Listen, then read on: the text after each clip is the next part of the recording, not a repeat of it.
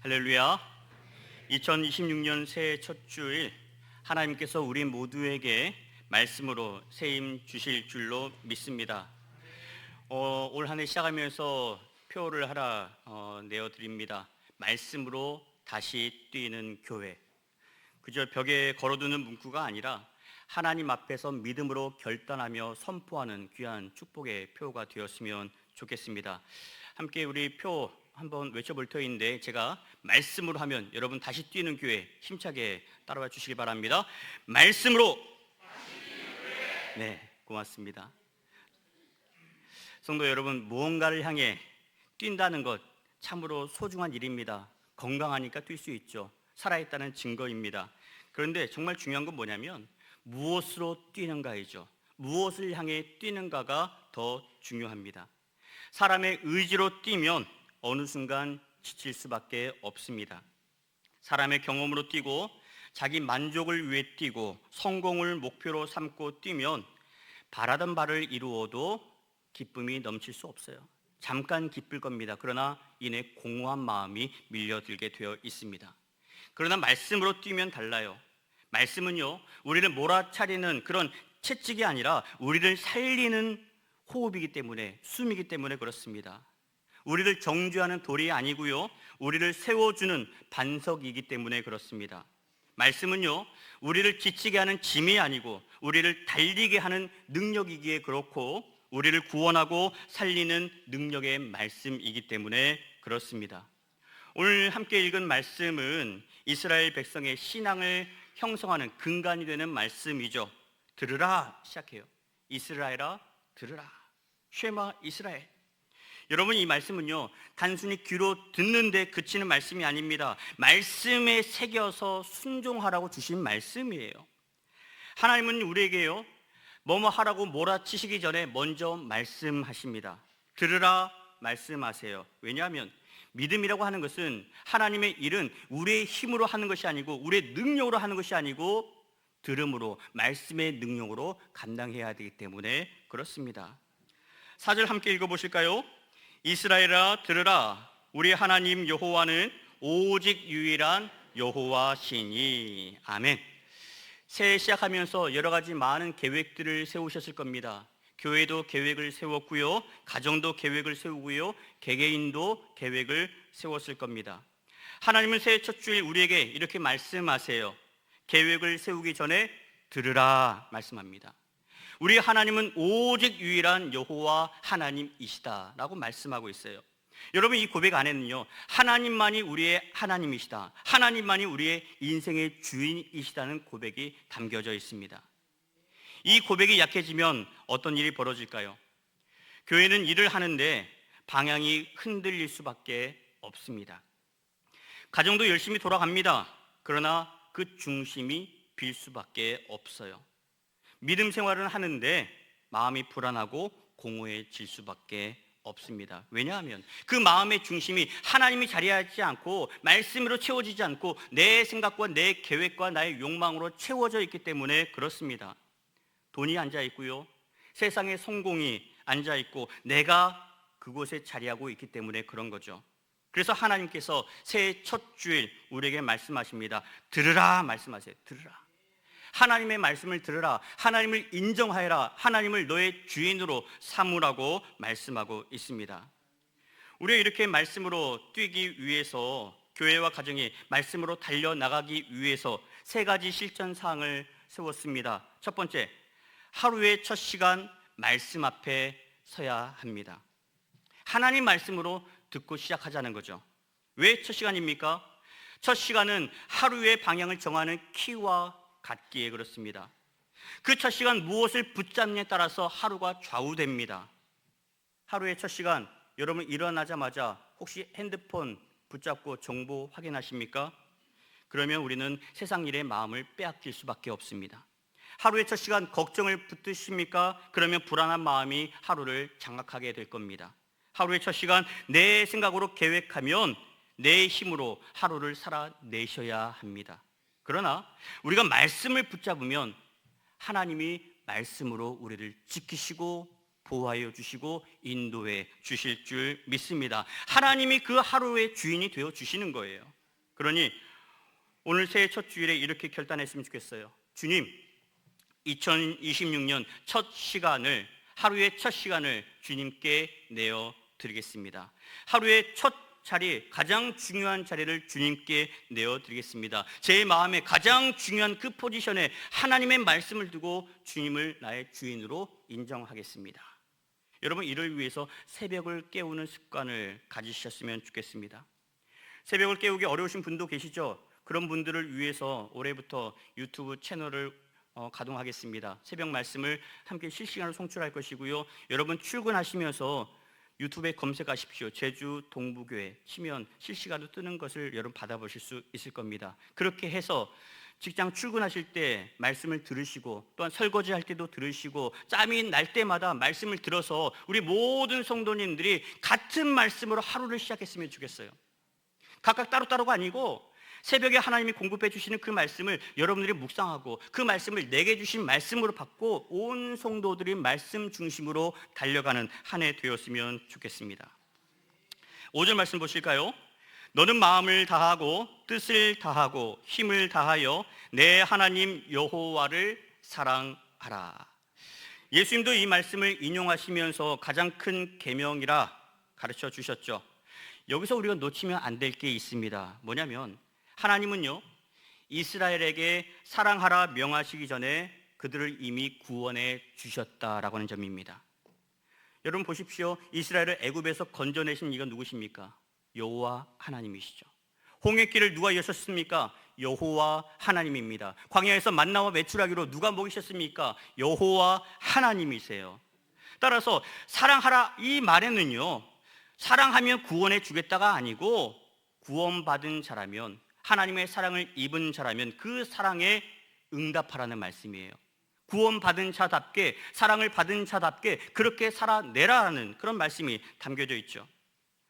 여러분 새해에 가졌던 결단이 있으셨을 겁니다. 그런데 작심삼일한 말도 있듯이 쉽게 흔들릴 수 있고 실패할 수 있습니다. 여러분 왜 그렇습니까? 은혜 위에 결단하지 않고 우리 생각과 우리의 의지 위에 두었기 때문은 아니었습니까? 의지로 시작하면 그것은 이내 죄책감으로 끝나기 쉽습니다. 그러나 은혜로 시작하면 그 자리에 믿음이 싹 트고요, 감사를 고백하게 될 것이고요, 성령께서 주시는 결실도 누릴 수 있게 될 줄로 믿습니다. 여러분 모두가 올 한 해 세웠던 계획 모두가 하나님의 말씀 중심으로 달려나가서 함께 결실의 맛도 누릴 수 있기를 주님의 이름으로 간절히 축원합니다. 6절 말씀입니다. 오늘 내가 내게 명하는 이 말씀을 너는 마음에 새기고 했어요. 마음에 새긴다는 것은 말씀을 머릿속에만 저장하는 지식으로 삼는 게 아닙니다. 말씀이 내 마음을 이끌어갈 수 있도록 결정의 주권을 말씀에 내어놓는 거예요. 내 감정대로, 내 생각대로 움직이는 것이 아니고 말씀이 나를 다스려서 말씀으로 인하여서 내 감정도 추스릴 수 있고 내 입술의 언어도 말씀을 통해서 말씀이 흘러나갈 수 있도록 내 자신의 모든 것들을 말씀의 권위 앞에 내어놓으라라고 하는 것을 담겨있는 그런 말씀인 거죠. 여러분 새해 첫 주일 말씀을 단순히 읽는 것으로 그치지 않으셨으면 좋겠습니다. 말씀이 여러분을 이끌어 가실 수 있도록 말씀 앞에 엎드리시고 말씀을 감사함으로 받으시고 말씀에 순종할 수 있기를 축원합니다. 여기서 새해 새롭게 집사 직분을 받으신 분들 계실 겁니다. 그리고 여러 가지 사역의 자리로 부름을 받으신 분들 계시지요. 그분들에게 한 가지 권면의 말씀을 드립니다. 하나님께서 여러분에게 직책을 주시고 사역의 자리를 맡기셨을 때 여러분 어떤 마음이 드셨습니까? 하나님, 제가 감당할 수 있을까요? 하나님, 저 시간이 없습니다. 저 바쁩니다. 그렇게 의심하거나 또한 부인하거나 또한 사양하거나 그러지는 않으셨습니까? 성경에 보면요, 하나님께서 일꾼을 세우실 때 우리에게 너 할 수 있겠니? 가능하겠니? 물으신 적이 없습니다. 하나님은요, 내가 너와 함께 하겠다 약속하시고 명하셨어요. 내가 너 도와줄게. 내가 너와 함께 할게. 할 수 있도록 도와줄게. 약속하고 부르셨습니다. 여러분, 하나님의 부르심 앞에 중요한 것은 뭐냐면 내 능력이 아니에요.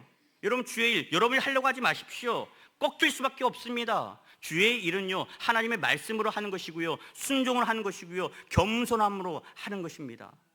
올 한 해 우리 교회 모든 사역들이 겸손함으로, 감사함으로, 말씀에 순종함으로, 믿음으로 헌신하여서 주님의 나라가 우리 교회를 통해서, 여러분을 통해서 아름답게 펼쳐질 수 있기를 주님의 이름으로 축원합니다.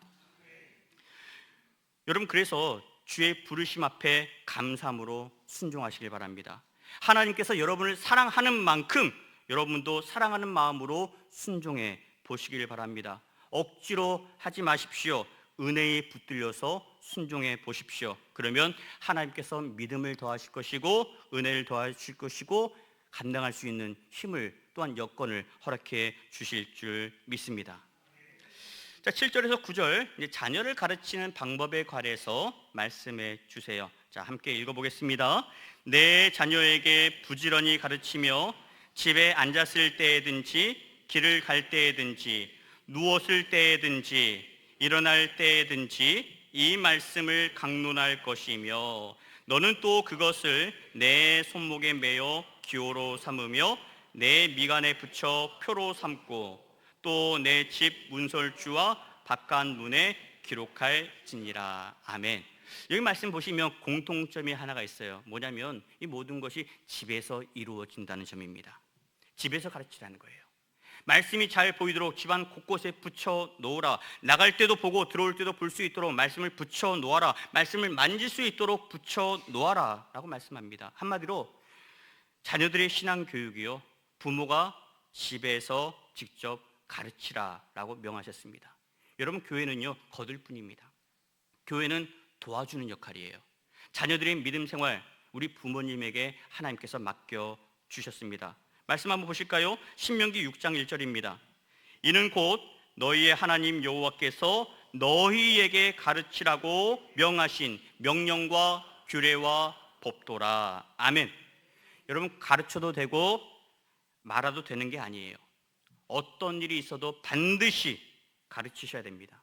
오늘 말씀에서는 부지런히 가르치라라고 했어요. 반복해서 의도적으로 가르쳐서 그들의 마음에 새기게 하여라.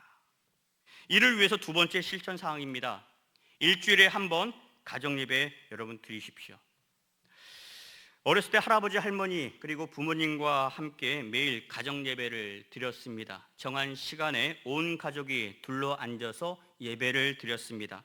할아버지가 말씀을 전하셨고 가족들이 돌아가면서 기도를 했습니다. 지금에 와서 보니까 저희 믿음의 뿌리도 가정예배에서 비롯된 것 같아요. 그때 말씀을 배웠고요, 기도하는 것을 배웠고요, 세상 사는 법을 가정예배를 통해서 배웠더라고요.